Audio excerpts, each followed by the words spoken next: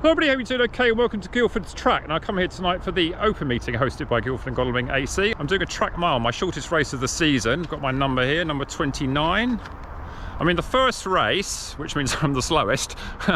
But so they've got a pacemaker going around at 81. So I'm hoping that I can do somewhere around sort of 5:30 to 5:40.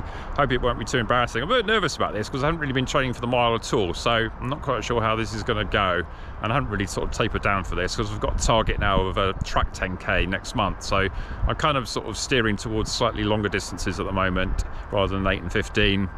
Just trying to get over all the problems that I've had. But yeah, hope to give this a bit of a go, see if I can get tuck in, and with a pacemaker, hopefully I won't go off too quick like I normally do in a track mile. Okay, see you later. There we are, Jamie on camera duty. Huh. Right, very much. Right. Quick run, Jamie, run.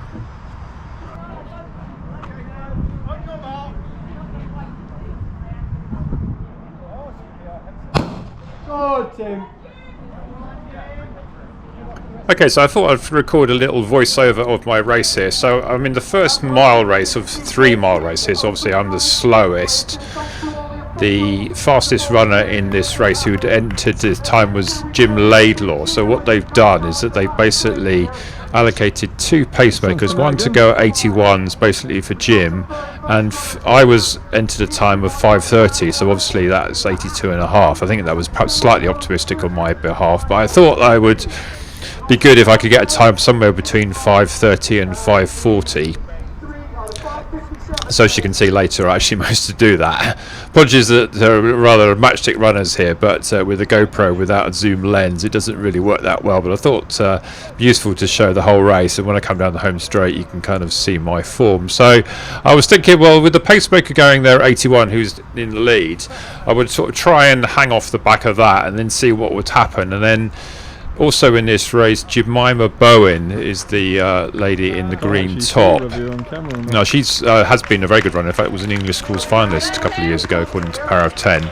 So they're in 4th. I've got the red dragonflies on, second time I've worn them. And yeah, we're going okay there. I hit the exact 400 metre line, I think it bang on 80, so probably about 81 through the actual bell for 409 metres. So I was starting to feel that this was okay, but I didn't think I'd be able to keep up that whole pace for the whole way around. But I was thinking, well, often what happens is that the same thing applies to everyone else. So you can see there, I'm still hanging off the back. I think I'm shortly about to go past Jemima and then get into 3rd. I think certainly by the end of this lap, I think just about there. You can see I get level with her. So, but already there's a bit of a gap, isn't there, to the pacemaker and Jim at the front there, who actually, as it turned out, was able to keep this going very well. So I was starting to feel that, yeah, this was getting a bit tough now, and hadn't really sort of tapered down for this race. It's been a bit of perhaps a fault of mine recently. I've sort of got to the races and feel knackered. I did a mile warm-up for this race and felt knackered, but as often the case, when you've done a few strides and just have a bit of a rest, sometimes just doing a little bit of a warm-up and just sort of taking things easy, and you suddenly perk up a bit. That was kind of the case. It was quite warm tonight. It was about 25 degrees. So here I am. I'm not looking too bad. I've got my sort of rather strange style, but I think this is sort of quite good running for me. 2:42. So I think it was an 82 second lap there. So again, if it was 81 second pacing, well, they're actually a bit ahead of that. So no wonder I was struggling a bit. And this is when the race sort of then turned out to be a bit of a toil to the end, because you can see that I've got comfortably in 3rd, or technically 2nd, because the pacemaker will eventually drop out, and Jemima was now being back to me, so I didn't really have any trouble from behind, and it was looking increasingly unlikely that I'll be able to catch up to Jim at the front there. So this is when it really starts to hurt on.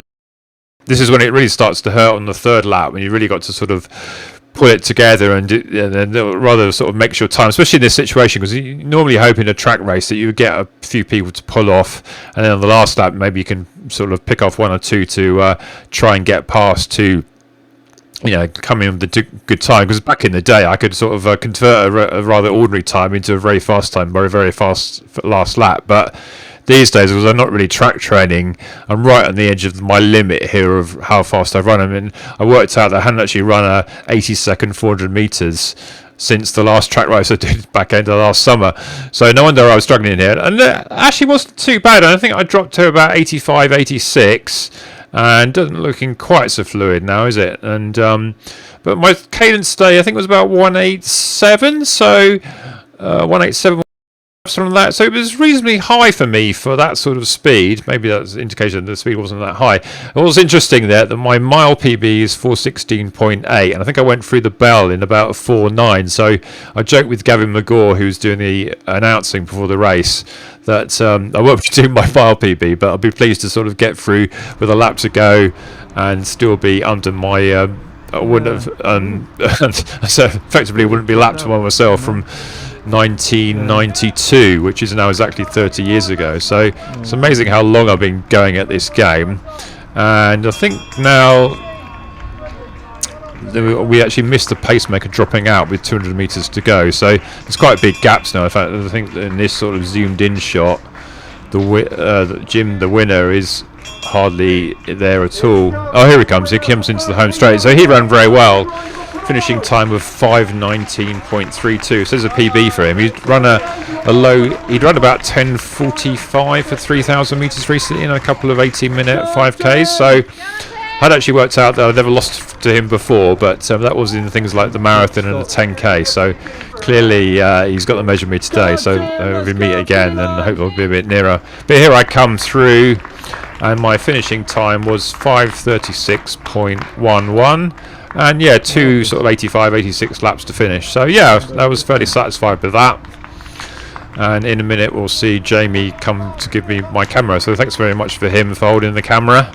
I had to perhaps get a camera with a bit better zoom. Here's Jemima coming in fourth place. A guy called Nick Green, I think, had overtaken her. And then we've got Sarah Woodyear, Christopher Lee, Jennifer Temple and Lucy Green making up the rest of the field. And indeed, here is a sprint between Jennifer and Lucy, and yeah, I think they were well pleased to finish. Oh my god! Where's it go, bud?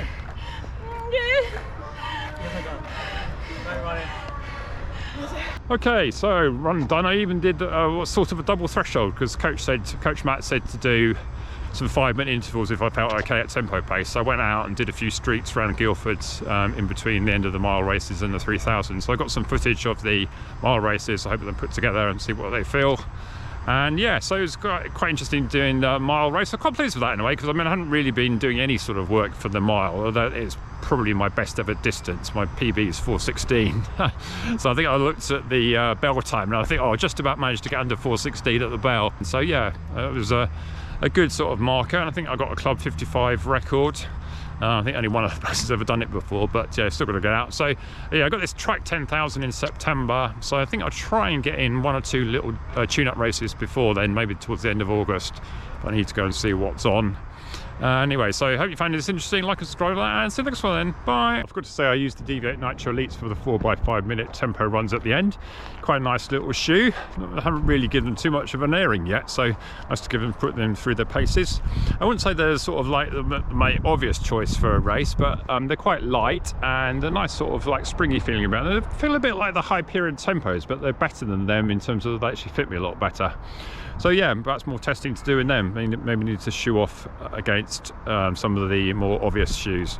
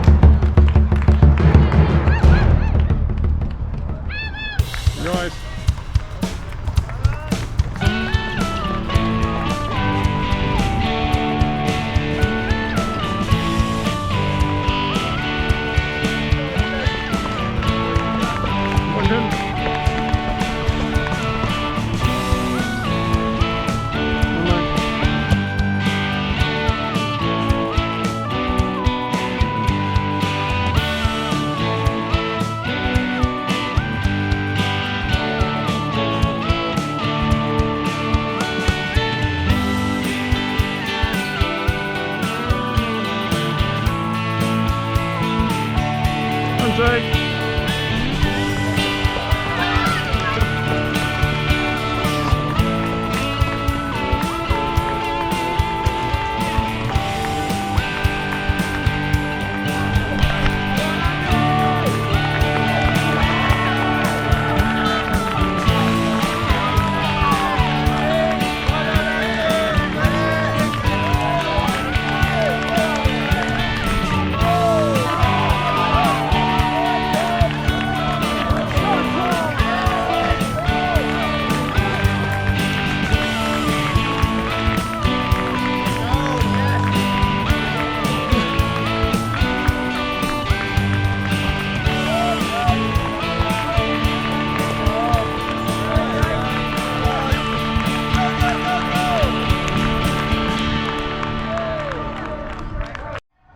So I missed your race. I was off my run. How'd you do? 9:29, Oh, excellent. which I think is my best. Is that your best of 30 years? best as an old bloke? Yeah, best an old bloke. But you don't really sort of counterintuitive. You're one of these people like Chris Ness seems to get better as you get older. And yeah.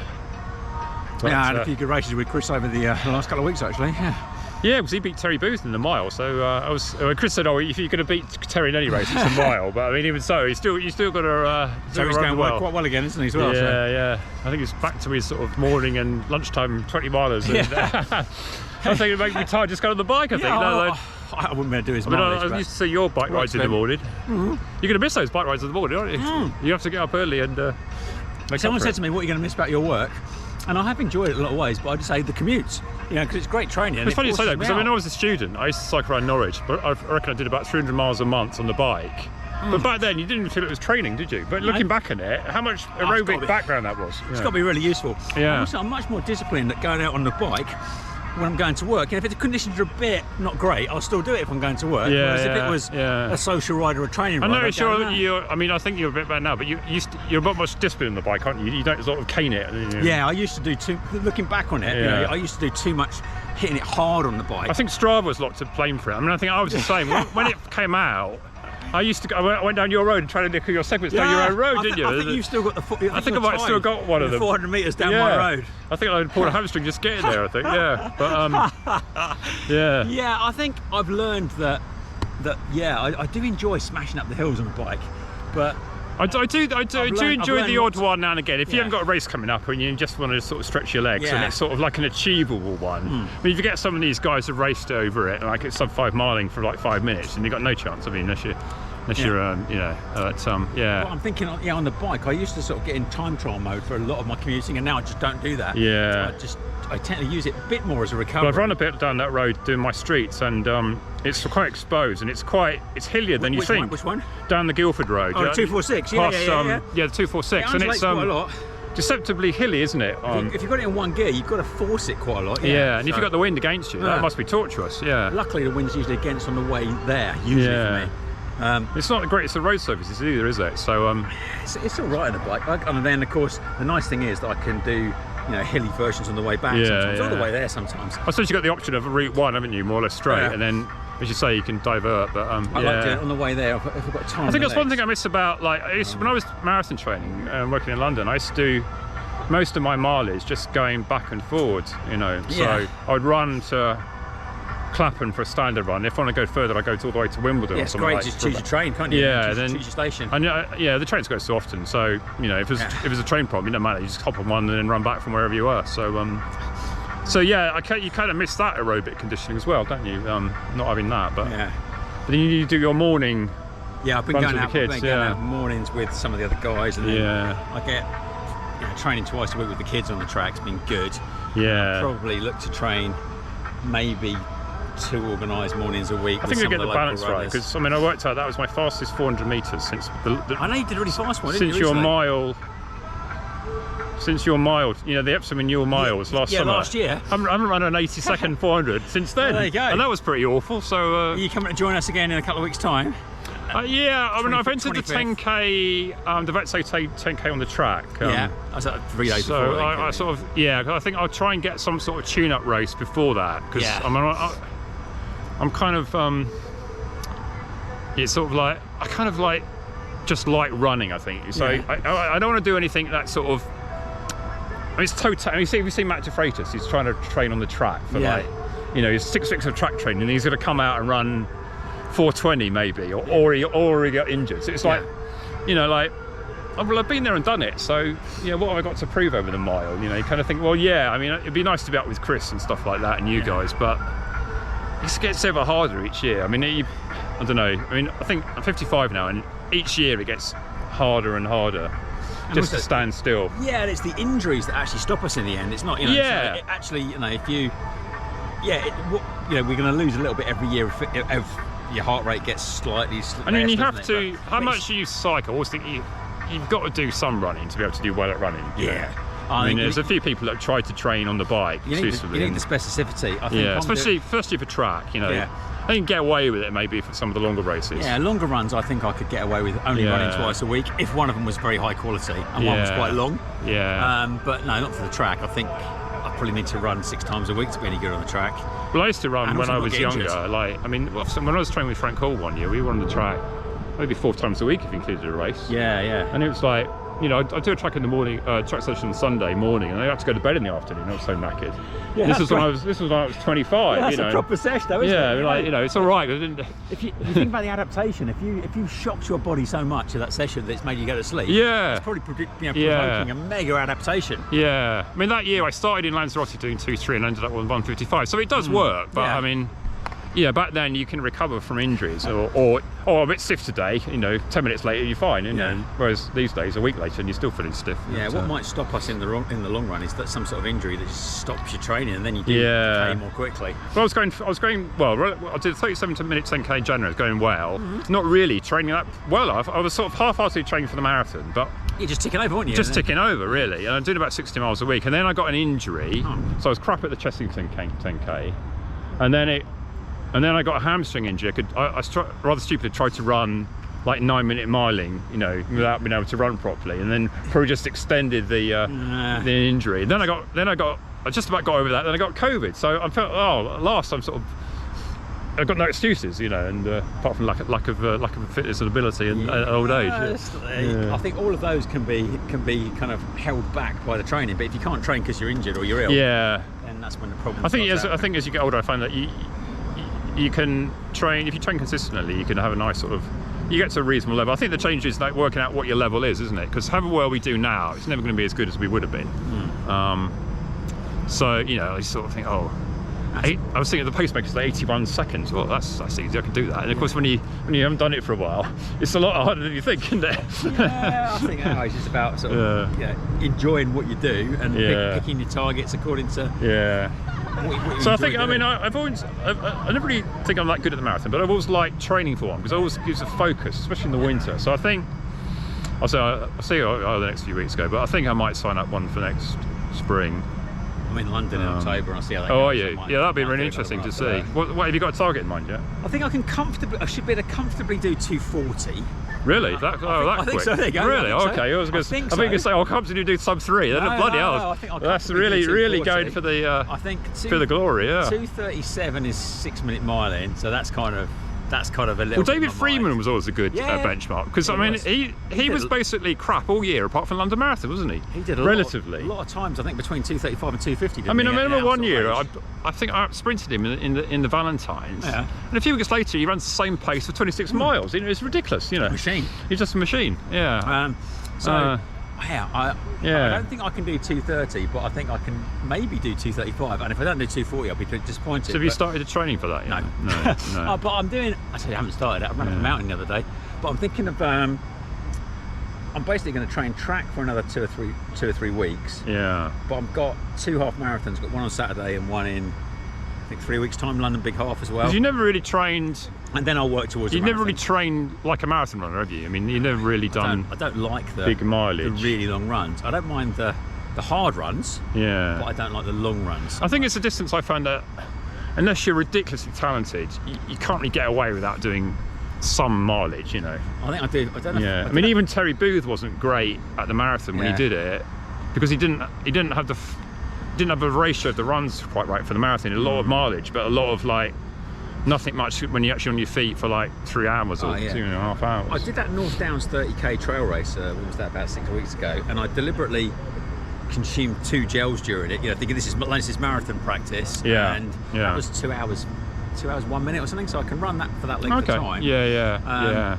Without the. I also in marathon training, you get to sort of 2.5 hours, your legs starting to go, and that last half an hour, if you're doing a 3-hour run, that's kind of really simulating how it is in a race. Well, if you're doing 240, you might not get that. But well, that's the idea. You don't get it. If I get it done in 240, I won't know. Well, the way I figured it when I did my best was 2:33. I mean, that seems ridiculous now because I'm barely doing that for the mile, let alone. It's a great time. Yeah, but I mean, I just used to. Because I think I was coming from, I couldn't break 2 minutes. I think I did 2:1 every race. I thought, right, it's ridiculous. I was lined up at Watford against girls this high. Yeah. Thinking I need a new challenge. So I started running a lot more miles. And in the second year I did go up to 80. Yeah. And then all of a sudden I was running really well over 10k again and 5k because of the endurance. And you thought, oh, why didn't I do that 10 years ago? You know, stupid.